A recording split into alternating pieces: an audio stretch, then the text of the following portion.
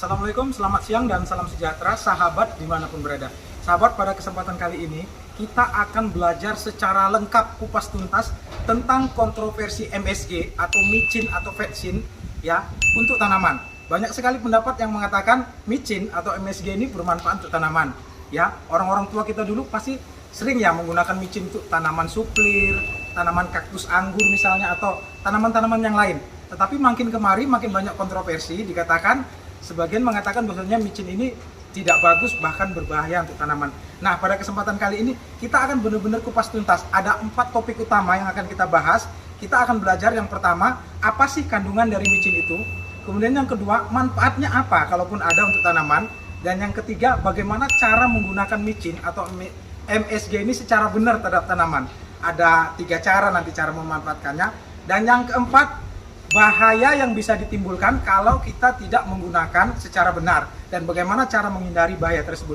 Jadi sahabat, dengan menonton satu video ini saja, saya harap sahabat nanti akan bisa paham secara menyeluruh tentang manfaat, kegunaan, dan efek samping yang bisa ditimbulkan oleh MSG atau micin terhadap tanaman. Saksikan videonya sampai selesai. Assalamualaikum.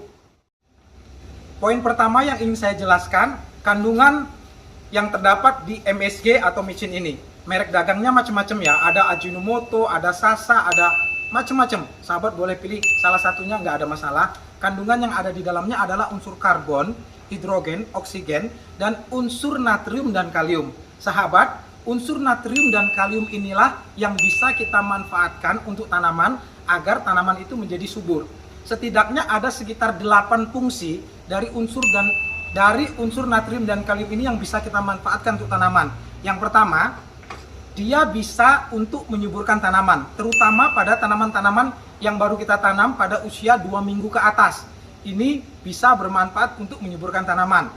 Yang kedua, manfaatnya adalah dapat meningkatkan kadar air di dalam tanaman. Sahabat, unsur natrium itu dia bisa melakukan penahanan atau retensi terhadap air. Sehingga kalau kita berikan MSG, kandungan air di dalam tanaman itu biasanya akan lebih tinggi sehingga tanaman lebih tahan atau bisa bertahan pada musim kemarau.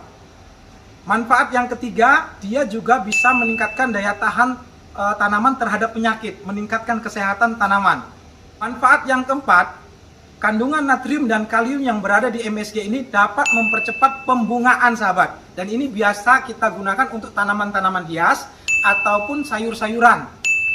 Yang kelima, ini juga bisa dijadikan sebagai pupuk tambahan yang ramah lingkungan, terutama pada tanaman-tanaman misalnya aglonema, stroberi, ataupun tanaman-tanaman yang lain. Tetapi harus diingat, ini tidak bisa kita jadikan pupuk tunggal ya sahabat ya. Jadi kita tidak bisa hanya mengandalkan MSG atau micin saja untuk pemupukan tanaman. Kita harus mengkombinasi dengan pupuk-pupuk yang mengandung unsur hara lain yang diperlukan oleh tanaman, misalnya pupuk NPK dan lain-lain. Tetapi micin ini bermanfaat juga untuk pupuk tambahan yang bersifat alami karena dia dapat diurai di lingkungan dan tidak menimbulkan residu yang berbahaya terhadap kesehatan manusia maupun tanaman di sekitarnya. Manfaat yang keenam, dan ini merupakan manfaat yang mungkin sangat perlu bagi petani ya. Micin ini kalau kita tahu cara menggunakannya, dia bisa dipakai sebagai pupuk tambahan untuk tanaman cabai dan tanaman padi agar kualitas buah dan panennya meningkat. Sahabat yang ingin tahu bagaimana cara memanfaatkan MSG atau micin ini untuk tanaman padi dan tanaman cabai, silahkan komentar di bawah ya. Akan kami usahakan untuk membuatkan videonya. Manfaat yang ketujuh adalah menambah warna hijau pada tanaman. Kandungan natrium dan kaliumnya ini sangat bermanfaat untuk proses fotosintesis sahabat. Sehingga tanaman-tanaman yang kita berikan micin atau MSG ini biasanya daun-daunnya akan lebih hijau nanti sahabat. Ya, ini adalah manfaat yang ke-7 ya kalau nggak salah. Dan manfaat yang ke-8 adalah unsur kalium yang berada di dalam MSG ini dapat meningkatkan perkembangan perakaran. Jadi sekitar ada 8 manfaat yang bisa kita ambil kalau kita tahu cara mengolah MSG ini secara baik dan benar. Sahabat, ini mohon maaf sudah azan. Kita break dulu, saya sholat dulu, nanti kita lanjut ya. Sahabat, setelah kita tahu poin pertama kandungan, poin kedua tadi manfaat terhadap tanaman, sekarang kita akan belajar yang ketiga, cara menggunakan secara benar. Ada 3 cara menggunakan MSG atau monosodium glutamat atau micin ini terhadap tanaman secara benar. Yang pertama adalah dengan menaburkan langsung kepada tanaman. Tetapi sahabat, menaburkan micin ini harus benar posisi dan dosisnya, karena kalau enggak dia akan membunuh tanaman menjadi gosong. Jadi dosisnya harus benar, dosisnya kecil sekali, hanya sekitar 1 gram, jadi seujung sendok teh saja cukup ya, seperti ini saja, sedikit, 1 gram kurang lebih seperti ini. Nah kemudian cara memberikannya, ini sahabat saya peragakan pada kaktus anggur ya, kita tidak boleh menaburkannya langsung di dekat batang tanaman, itu kuncinya ya. Kalau langsung ke dekat batang tanaman, tanamannya bisa mati ya. Jadi dibuat lubang sedikit di pinggir seperti ini, dibuat lubang ya. Kemudian MSG-nya kita ambil sekitar 1 gram, 1 jumput kecil, masukkan di lubang tersebut dan ditutup. Cukup seperti ini. Ini adalah cara yang pertama yang aman dan bermanfaat untuk menggunakan MSG terhadap tanaman. Cara yang kedua adalah dengan cara mengocor atau menyiram ke media tanam atau sistem perakaran. Caranya seperti ini sahabat ya, harus tepat dosis, karena kalau dosisnya nggak tepat, tanamannya bisa keracunan malahan. Jadi dosis yang dianjurkan itu adalah 1 liter air. Kalau sahabat butuhnya banyak, tinggal dikalikan.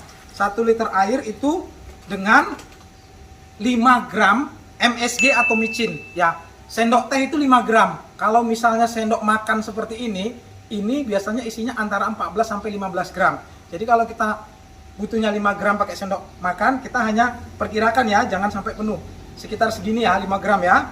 Kita masukkan, kita encerkan. Nah, dari 1 liter ini kita hanya memberikan sekitar 100 sampai 200 cc per tanaman per minggu sahabat ya. Ingat ya, dosisnya jangan berlebihan, antara 100 sampai 200 ml per tanaman per minggu ya. Tanaman yang dianjurkan diberikan itu terutama untuk meningkatkan pertumbuhan adalah tanaman-tanaman yang minimal berusia 2 minggu ke atas sahabat. Jangan memberikan pada tanaman yang masih sangat muda, dan jangan memberikan pada tanaman yang baru dipindah ya. Cukup seperti ini, sekitar 100 ml kita siramkan pada tanaman misalnya aglonema ataupun tanaman ini ya. 1 minggu sekali, nanti sahabat akan bisa lihat tanamannya menjadi lebih subur, lebih hijau ya, dan bagus nanti pertumbuhannya. Ini adalah cara yang kedua. Cara pemberian yang ketiga adalah dengan cara menyemprotkan ke daun sahabat. Nah, dosis penyemprotan ini sedikit lebih encer atau agak sedikit lebih rendah konsentrasinya dibanding kalau kita siram ke perakaran. Kalau misalnya kita ingin menyemprotkan, kita hanya membutuhkan 1 liter air dengan 4 gram MSG atau micin sahabat ya. Jadi perkiraan 4 gram itu kalau misalnya kita punya timbangan ya ditimbang, tapi kalau enggak ini sekitar segini udah sekitar 4 gram ya. Nah ini seperti ini. Nah sahabat, kunci keberhasilannya ini harus benar-benar diaduk yang apa ya, yang larut. Nggak boleh MSG-nya ini, nggak boleh dia masih berbentuk kristal, itu yang pertama. Kemudian yang kedua, mengaduknya jangan dengan tangan, karena khasiat dari pupuk MSG ini atau pupuk micin ini kalau diaduk dengan tangan, dia akan berkurang. Nah ini tinggal kita siapkan semprotan.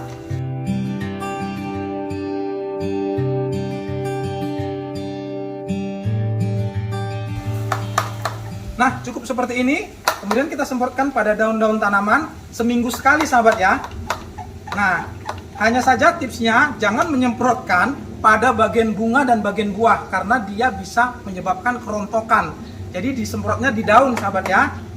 Nah seperti ini. Itu adalah 3 cara yang benar bagaimana cara kita memberikan MSG ini sebagai pupuk yang bermanfaat kepada tanaman. Lalu kita akan masuk ke poin yang keempat.